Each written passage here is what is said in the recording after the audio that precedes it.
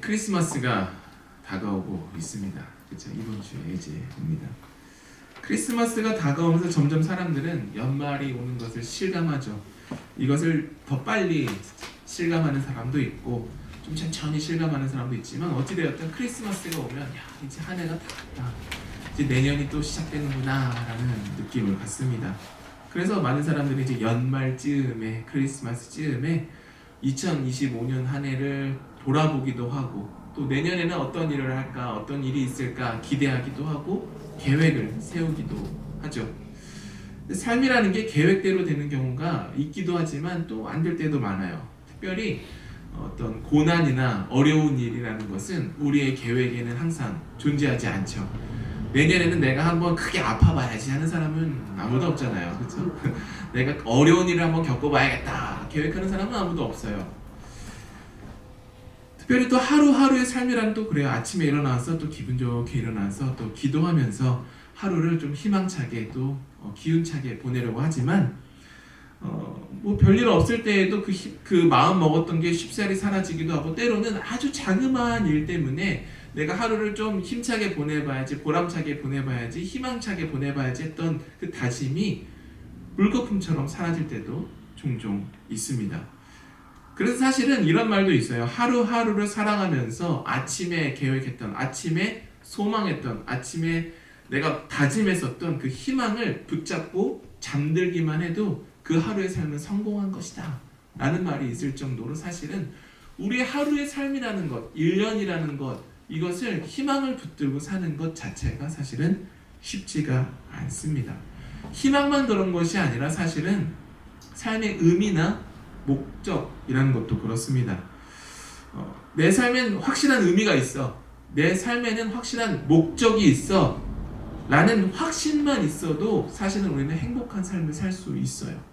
그러나 많은 사람들은 삶의 의미나 목적을 잘 찾지 못합니다.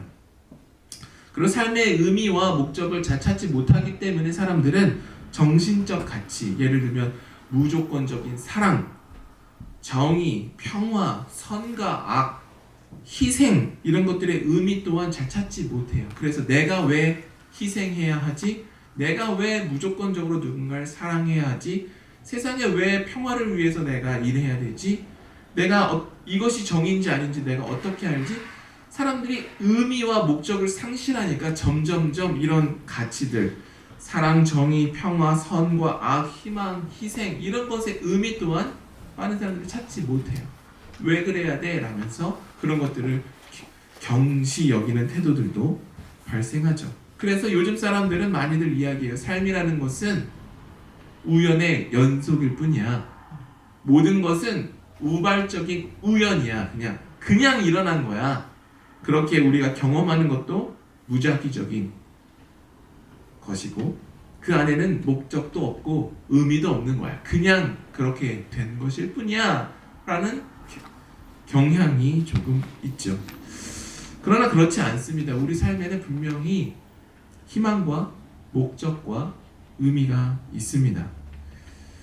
이런 맥락에서 어떤 사람들은 삶에 희망과 목적을 내가 가지고 있으면 고난과 어려움을 쉽게 극복할 수 있을 거야. 근데 그렇게 하지 않았으니까 희망도 없고 목적도 없는 거야 라고 말하는 사람이 있어요. 그러나 그 반대의 경우가 많죠. 오늘 우리는 말씀을 통해서 희망과 목적이 고난과 어려움 속에서 어떻게 발견되는지를 한번 나눠보려고 해요. 오늘 본문은 요셉의 이야기예요. 요셉은 마리아와 약혼을 했죠. 그러나 요셉도 마리아도 쉽게 받아들일 수 없는 일이 생깁니다. 바로 마리아가 성령으로 임신을 한 것이죠. 이 일 앞에서 요셉이라는 개인을 한번 생각해 보세요. 여러분이 요셉이라고 한번 생각을 해보세요. 내가 누군가와 약혼을 했어요. 어떤 육체적인 관계도 없었어요. 그런데 아이를 가졌다는 거예요. 아이를 가졌는데 성령으로 아이를 가졌다. 쉽게 받아들일 수가 없죠. 그래서 요셉은 마리아의 임신 소식을 듣곤 이를 드러내지 않고 가만히 끊고자 했습니다. 조용히 끝내려고 해서 이 관계를. 왜냐하면 요셉은 의로운 사람이었기 때문이다. 성경은 그렇게 말하고 있어요. 요셉은 율법을 잘 지키는 사람이었을 겁니다. 사회적으로 인정을 받는 사람이었을 거예요. 그러나 자신과 마리아 사이에 일어난 이 사건은 요셉 자신의 의로움, 안정적인 미래, 사회적인 명망 이런 것들을 모두 포기하게 만들거나 아니면 사랑하는 마리아를 포기하게 만드는 선택의 기로에 세웠죠. 만약에 요셉이 자기의 명예를 선택한다면, 명성을 선택하면 율법을 따라서 마리아에게 극형을 내려야 합니다. 그렇게 하면 마리아는 엄청난 육체적 고통과 수치를 당해야만 하는 거죠. 요셉이 마리아를 위해서 아무도 모르게 파혼을 선택했다면 요셉은 스스로 개인적으로는 율법을 어겼다라는 죄책감을 느껴야 하고요. 동시에 주변 사람들로부터 무슨 일이 있었길래 파혼한 거야? 라는 그 이야기를 끝없이 들어야 하고 끝없이 거짓말과 해명을 반복해야만 했을 겁니다. 이처럼 요셉은 무엇을 선택하든 어쨌든 자신에게는 극심한 고통을 안겨다 줘야 하는 선택의 기로에 있었던 거예요. 여러분, 선택 내리는 게 때로는 쉽기도 하지만 때로는 어려울 때도 있죠. 예를 들면 좀 재미나게 얘기를 하자면 중국집에 갔어요. 우리가 짜장면이 있고 짬뽕이 있어요. 부부가 같이 가면 참 좋죠. 넌 짜장면 시켜, 난 짬뽕 시킬게. 근데 혼자 가서 먹을 때는 둘 다 먹고 싶을 때 어렵죠. 근데 제가 20살 넘어서 여기에 등장했죠. 짬짜면이라는 게. 이거는 가정의 평화를 가져다주는 발명품이었어요. 짜장면도 먹을 수 있고 짬뽕도 먹을 수 있고, 그렇게 포션이 두 개가 있다 보니까 여기다 볶음밥이랑 탕수육을 먹을 수 있고 짜장면이랑 탕수육도 먹을 수 있고 짬뽕이랑 탕수육도 먹을 수 있고 여러 가지 베리에이션이 가능하죠. 아주 재미있는 거 있어요. 그런데 미국에 와보니까 비슷한 상황이 있어요. 저희 딸아이들이 아이스크림을 좋아해요. 그러면 이제 바닐라 먹을래? 어떤 플레이버 먹을래? 그러면 막 고민을 해요. 이것도 먹고 싶고 저것도 먹고 싶고 바닐라도 먹고 싶고 딸기도 먹고 싶고. 그런데 이제 엄청난 발명품이 있죠. 바닐라 스트로베리 스월이라는 아이스크림이 두 가지를 동시에 쭉 짜주면 이쪽 면에서 딸기 먹고 돌리면 바닐라를 먹을 수 있죠. 그런데 이런 것들이 왜 만들어질까요? 짬짜면 그릇은 왜 만들어지고 바닐라 스트로베리 스월 아이스크림은 어떻게 만들어지는 것인가? 왜 만들어질까? 왜냐하면 사람들은 이미 알고 있어요. 내가 이것을 선택하면 자연스럽게 다른 한 가지가 포기되는 거예요. 그리고 이 포기될 때 손실이 발생한다는 것을 잘 알아요. 그리고 그 감정을 싫어해요. 그냥 다 갖고 싶어요. 이것도 갖고 싶고 저것도 갖고 싶어 하는 게 우리의 본성이에요. 근데 이걸 선택하면 저걸 못 먹었다라는 감정이 조금이라도 남아요. 어린아이를 보면 알 수 있어요. 하나를 선택하게 하면 다음에 저거 사줘, 다음엔 저거 사줘. 아이들은 이야기해요. 왜냐하면 이걸 선택해서 저것을 놓쳤다라는 것을 알고 있기 때문에 그렇죠. 그런데 요셉은 딱 그 상황이에요. 한 가지를 선택했을 때 한 가지가 손실이 되는데 이 손실이 나에게 엄청나게 큰 고통으로 다가오는 상황에 지금 요셉이 놓여 있는 겁니다. 명성을 선택할 수도 없고 마리아를 선택할 수도 없고 나를 희생할 것인가 마리아를 희생하게 할 것인가. 고심 끝에 요셉은 마리아와의 관계를 조용히 끊기로 결정하죠. 이 은밀한 파혼이 요셉이 내린 가장 인간적인 자비심으로 내린 최선의 선택이었어요. 그러나 그 생각을 행동으로 옮기기까지의 시간은 그에게 또 다른 고통의 시간이었겠죠. 그 시간을 성경은 이렇게 말해요. 이 일을 생각할 때에 요셉은 조용히 파혼하겠다고 결정을 내렸어요. 그런데 왜 이 일을 계속 생각하고 있었을까? 그 결정이 그에게 평안을 가져다 주지 못했기 때문이에요. 계속 마음이 불편한 거예요. 이 일을 계속 생각할 수밖에 없는 거예요. 이게 최선이었을까? 이것밖에 아니었을까? 그 결정은 인간적으로 봤을 때는 자비로운 결정이었지만 율법을 결국에 어기고 자기에게 끝없는 꼬리표가 붙게 만드는 결정이었어요.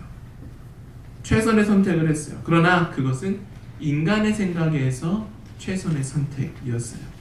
그때 하나님의 놀라운 개입이 시작됩니다. 하나님은 요셉에게 세 번째 길을 보여주셨어요. 그것은 율법을 어기는 것도 아니고 마리아를 보호하는 것이었어요. 더 나아가서 인류의 구원이라는 큰 목적이 이 일을 통해서 성취될 것이라는 것을 요셉에게 알려주는 것이었어요. 우리의 삶도 똑같습니다. 우리도 늘 A와 B라는 선택 사이에 놓입니다. 늘 그런 것은 아니지만 때로는 우리는 어떤 선택을 한 뒤에도 계속해서 마음이 불편할 때가 있어요. 그것은 바로 우리가 하나님의 가능성을 위한 공간을 만들어야 한다는 신호입니다. 요셉의 고민과 고난은 하나님의 개입을 위한 기다림의 시간이었고, 그 시간을 통해서 하나님의 가능성이 만들어지는 시간이 되었습니다. 자, 우리의 시선을 이제 마리아로 한번 옮겨볼게요. 마리아는 이 사건의 당사자예요. 그녀는 자신의 생명과 명예를 지킬 수 있는 방법이 아무것도 없었습니다. 요셉보다 더 안 좋은 상황에 놓여 있었어요. 과거 유대 사회에서 마리아에게 일어난 일은 스스로 극복할 수가 없는 사건이었어요. 하지만 마리아는 뭐라고 말했냐면 말씀대로 내게 이루어지이다 라고 누가복음 1장에서 고백한 걸 볼 수 있습니다. 하나님의 일을 순종한 거예요. 이 일이 일어난 것을. 그런데 이 순종은 하나님의 뜻이니 내 의지를 꺾겠습니다 라고 한 것이 아니라, 이 순종은 하나님의 천사가 전한 말, 하나님의 은혜를 입은 자여, 하나님의 사랑을 입은 자여 라는 부르심에 응답한 거예요. 하나님의 사랑에 대한 응답으로서 마리아는 순종을 선택했죠. 사실 사람들은 본성적으로 위기 앞에서, 뜻하지 않은 일 앞에서 스스로를 보호하려고 해요. 생명을 보호하려고 하고, 명예를 지키려고 하고, 재산을 지키려고 사람들은 합니다. 그런데 마리아는 지금 그 본능의 자리를 피한 거예요. 비워낸 거예요. 마리아가 자신의 일어난 일 앞에서 회피를 선택하지도 않고 부정하지도 않았어요. 자기 자신의 삶을 포기하지도 않고 순종의 길을 선택했습니다. 어떻게 그렇게 할 수 있었는가? 마리아는 알았어요. 내가 하나님의 사랑 안에 있구나. 내가 하나님의 계획 안에 있구나 라는 것을 그녀가 알았기 때문에 순종을 선택할 수 있었습니다. 그리고 하나님의 사랑 안에서 일어난 모든 일에는 의미가 있고 목적이 있다는 것을 그녀는 알았어요. 안 돼서 멈추는 것이 아니라 확신했어요. 확신해서만 멈추는 게 아니라 순종의 길까지 그녀는 나아갔습니다. 마리아는 나 자신을 지키기 위해 스스로의 힘에 의지하기보다는 하나님이 개입하실 수 있는 공간을 순종함으로써 만들어냈습니다. 그리고 그 공간에 하나님의 희망이 차오르기 시작했습니다. 사랑하는 여러분, 우리는 크리스마스에 아기 예수에게 집중하죠. 그래야 하죠. 그러나 이 요셉과 마리아라는 사람들에게 한번 시선을 집중해 보십시오.